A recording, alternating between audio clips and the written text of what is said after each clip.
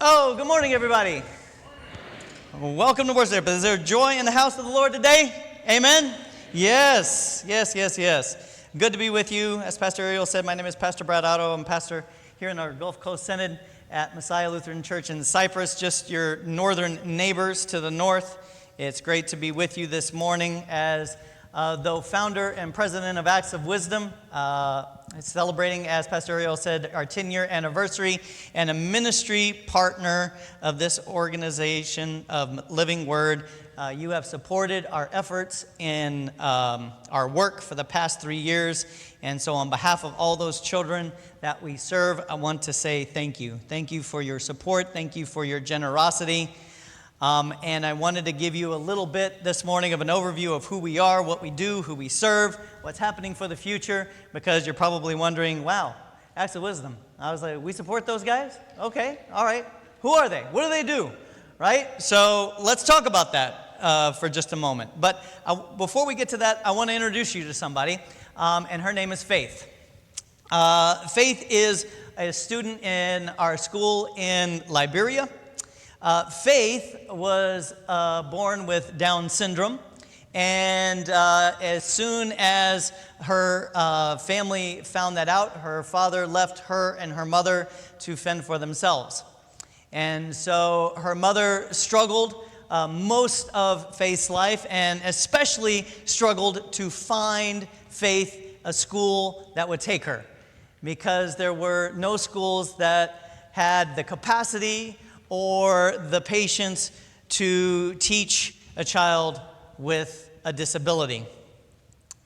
They found Ruach Life, which is our one of our schools there in Liberia, and immediately Alice and Pei, they texted me and said, "Hey, can we talk? Can we call?"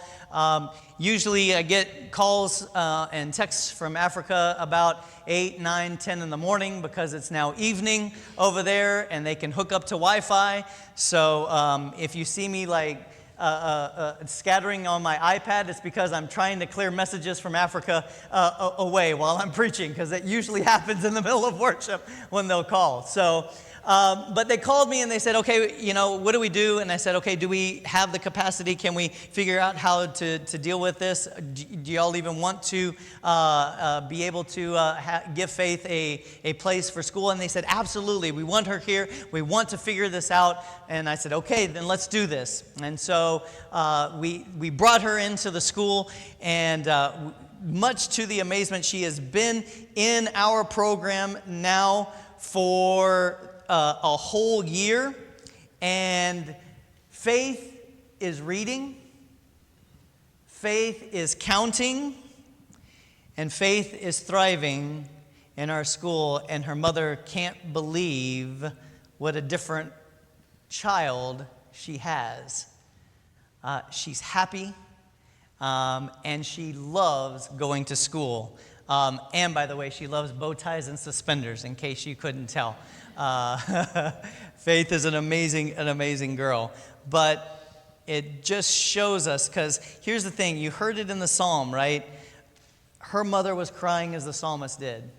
She was mourning, and she says, now my mourning has been turned into dancing, and I absolutely can't stop telling other people. Amen? So, where did we start? Well, in 2013, I took a trip to build water wells with Messiah so that we could tackle the water crisis in Ethiopia. And while I was there, one day I was strolling through one of the open-air markets, and these two kids came up to me. They were a brother and sister. And if you go there with us, you will be popular, let me tell you. So they grabbed my hands and they walked with me hand in hand for 30, 45 minutes as we walked through the open air market. And every once in a while they would tug on my shirt and they would ask me something. But I was busy kind of, trying to figure out what else was going on. And finally, it was time for us to go, and I kind of told them that I had to go, and they asked me again. So finally, I said, Johannes, who is our guide, Johannes was our guide then, but he's more than just a guide now. He's our guides for our trips when we go, but he's also my brother from another mother. His children call me uncle. I'm godfather to two of his children, and he's our staff person there in Ethiopia, making sure our schools are going well and doing inspections and all that sort of stuff for us so that we stay on track. So I finally asked him, I said, what are they asking for? And so he asked them, because I didn't speak Amharic. They speak Amharic in Ethiopia. And so he asked them, and he goes, oh, a pen. And I was like, a pen? What do you mean a pen? He's like, a writing pen. I was like, they both want a writing pen. And he said, yeah, they both want a writing pen. And I said, why do they want a writing pen? And so there was a little exchange back and forth. And finally he goes, they want a writing pen so they can do their homework. And I went, wow. I mean, here they were. They could have asked me for money. They could have asked me for food. We were in the market. But they asked me for a writing pen so they could do their homework. And I realized, I was like, pens are really insignificant for a lot of us, right? I mean, sometimes I'll go to the dentist's office or I'll go to the doctor's office and I'm like, I'm taking that home with me, right? How many, you've done it. Don't lie. We in church, right? We've done that. Yeah, and I'll stick it in my pocket. And, later on it's like, oh, it's there. And then next thing you know, you've got like 15 of them. But then like when you need one, you can't find all the 15 of them, right? But for these two, what I realized is that pen was a key that opened up a door for them. That pen was a key that opened up the door for them. And so I came home and I saw kids and they were sitting in mud trying to learn because there was no concrete floors. It was just dirt floors and there were holes in the ceiling. And when the rains came, it would rain and literally they would be sitting in mud. I saw kids that would have to wait for a book to come all the way around and just to do that assignment. And by that time, the teacher had moved on to the next assignment. So you can imagine how hard it was to keep up, waiting for a book to get around. And I was like, and God just wouldn't let it go, right? I mean, I even told God, I was like, God, just let this go. God was like, no, not going to let this go. And I was like, okay, fine. So whenever I get a whisper from God, I always do two things. One, I make sure that it's biblical. And I was like, well, helping people is biblical. That one's easy. Now, I need to talk to other people around me, right? So I talk to friends, I talk to family, I talk to my wife, and all of them kind of confirmed for me that I should probably do something about this. So I said, okay, I'll do this. And so the thought came to my head, well, let's just start a nonprofit. And then I was like, well, I don't know how to start a nonprofit. Yeah, I'm a pastor of a church, and churches are 501c3s, we're a nonprofit organization, but we've been around for a while, right? We haven't started anything from scratch, right? And us Lutherans, we've been around for 500 and something years. So, we've got some history behind us. So I was like, I don't know what to do. I didn't have any money in the, I don't have money in the bank, much money in the bank. So it's not like I can, just boom, let's just start this thing. So I was like, where do I even begin? So I went down to half-price books, and all of a sudden I went to the business section, and right there on the business section was how to start a nonprofit for dummies. Or how to start a nonprofit for Brad. Right? For me. So I pulled it off the shelf. I read it from cover to cover, and I followed all the steps. It was a great book. I followed all the steps. It helped me get started. I found people who were passionate about what we were going to do. Right? Got the board of directors, found somebody in my congregation that was a lawyer. He drafted up the Constitution and bylaws for me. He filed the paperwork for me to the state of Texas, and filed it for the federal tax exemption. And in February of 2014, we got the letter in the mail, and we were off to the races. 10 years ago, this year. Well, that's great. You have an EIN number. Now what? So we were like, okay, what are we going to do? And for us who are followers of Jesus Christ, it can get overwhelming to determine where to begin to help because there's so much need in the world, right?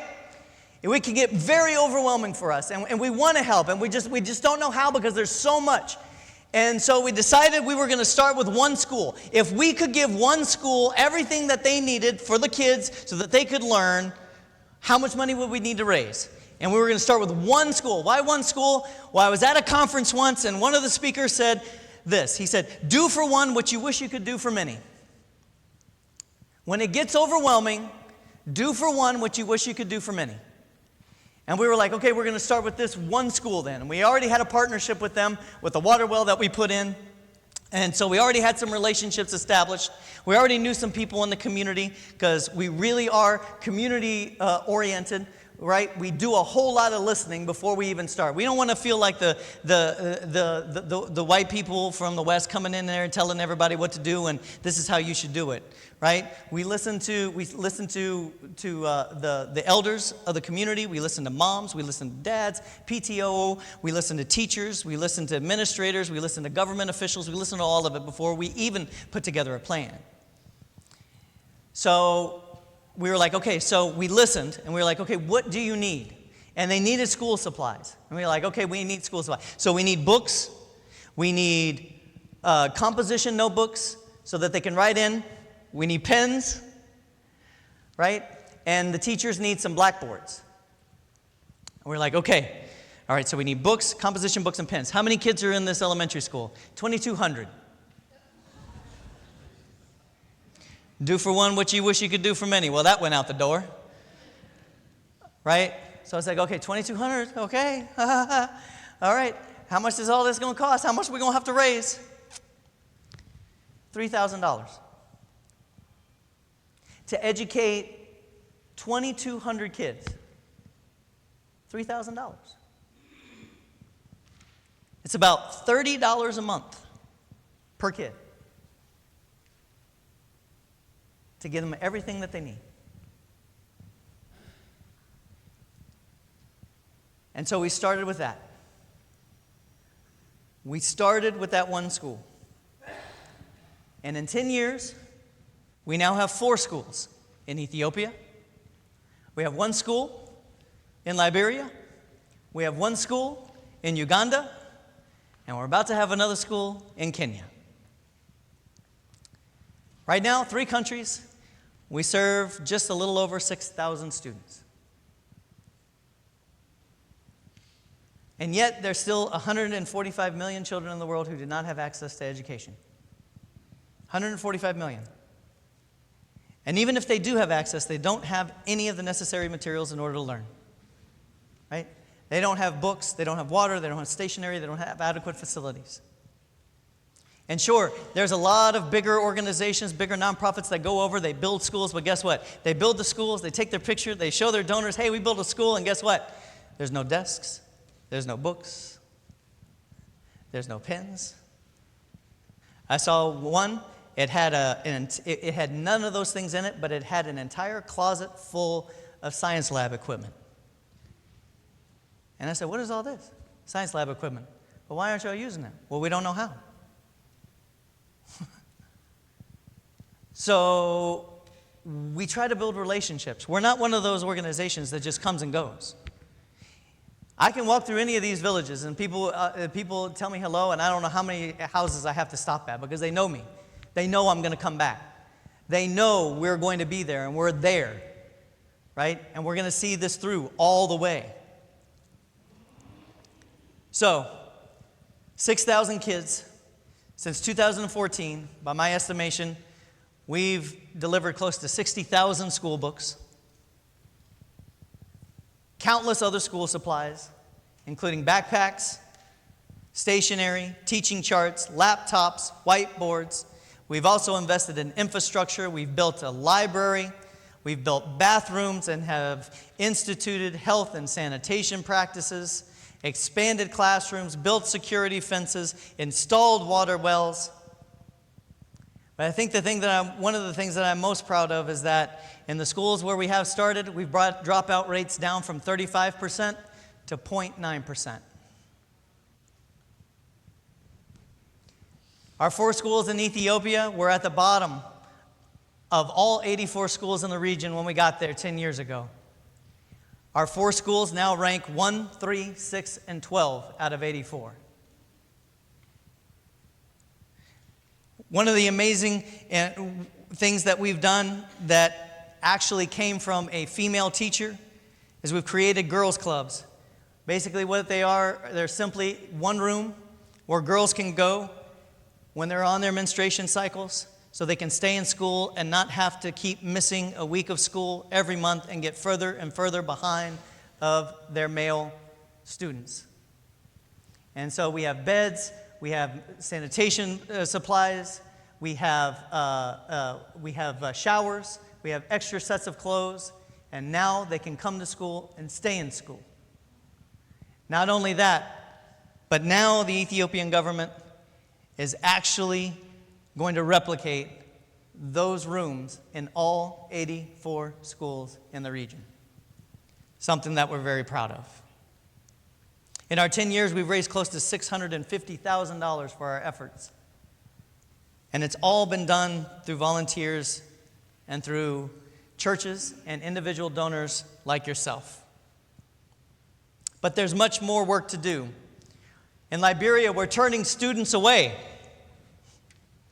who want to come to school. We have no more room, and we need to expand classrooms. Not only that, but our kids who term out of elementary don't have a place to go once they're done with elementary. So this is why in February, on our 10th anniversary, we've launched our biggest ambitious project yet. We've launched the capital campaign called the Building Dreams, Building Futures campaign. And the Building Dreams, Building Futures campaign, like I said, is one of our most ambitious goals yet. We hope to build a brand new junior high school on land that we've already purchased. There's a couple of slides in here, so let me take you through this campaign. We've already got the land, thanks to some generous donors. There's our land. We've got 2 acres of land. You can already see the corner poster there. Nice, wonderful palm trees in the background. I like it. I like it a lot. All right. And here's our junior high. It will contain 15 to 20 classrooms, a science lab. It will contain a computer lab where kids will be able to learn computer skills. By the way, Dell Computers, God bless them, has already donated all the computers for the entire computer lab. And we thank them for that donation. It will have a nurse's station. It will have a courtyard. It will have basketball courts. It will have a soccer field. And we'll have all the things that are needed. Next slide. It will also contain a guest house for you all. Because y'all are going to come with me, right? We take people all the time. Did I mention there's a beach? Oh, I got your attention now. There's about a 2-minute walk from where we're at. In that last picture, everybody. You can hear the ocean from where we're at. But that guest house, we hope, yes, it's a place where you can stay, and it actually makes mission trips more affordable for folks. Now you're only looking at your airfare there and back, round trip, and about $150, you heard me right, $150 for your food for the whole week, for 10 days. And we hope that that also allows many younger adults to take mission trips as well, making it more cost affordable. Not only that, but hopefully in 2 weeks at the National Youth Gathering, when I get to meet and I have my meeting with our presiding bishop, we're going to be talking about this, and hopefully this can be a place for ELCA young adult missionaries to stay who need to get mission work in, and they can stay there free of charge for anybody that wants to get into mission work. So I said you can go with us.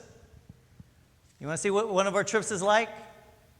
Here's a video, and it'll show you a little bit about what we do and what one of our trips looks like.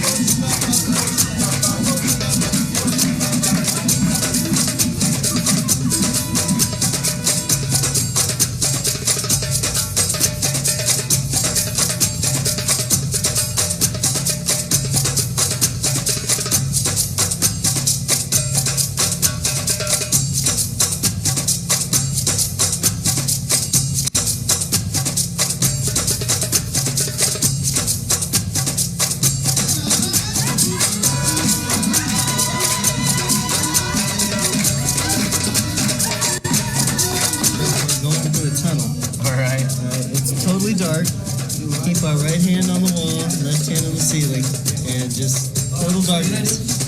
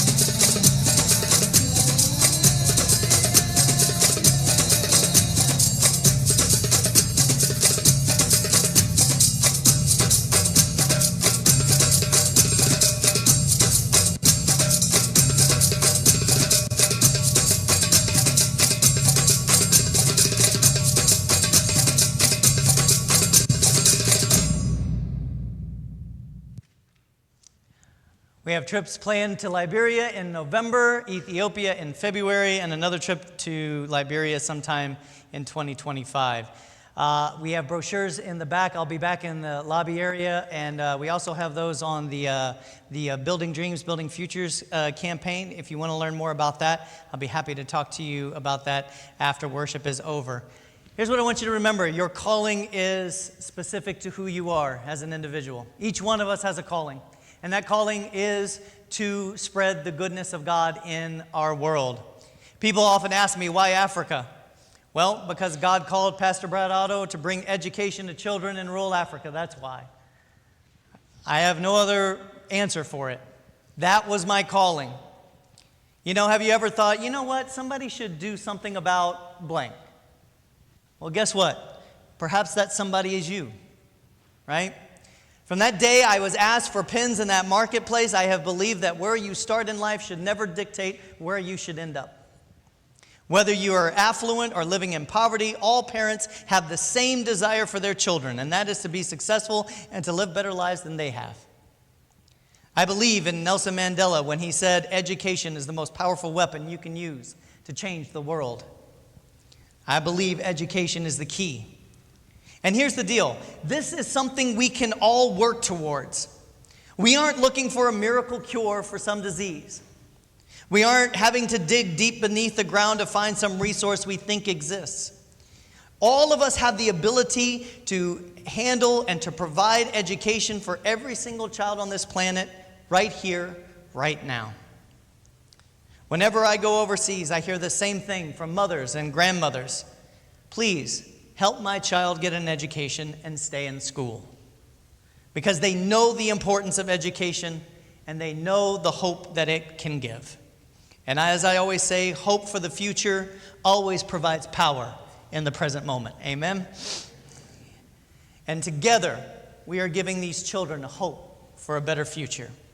And it's thanks to folks like you who are here at Living Word and the countless other people out there that know the value of education that we have been able to do what we have done over the past 10 years, and we hope to do more in the next 10.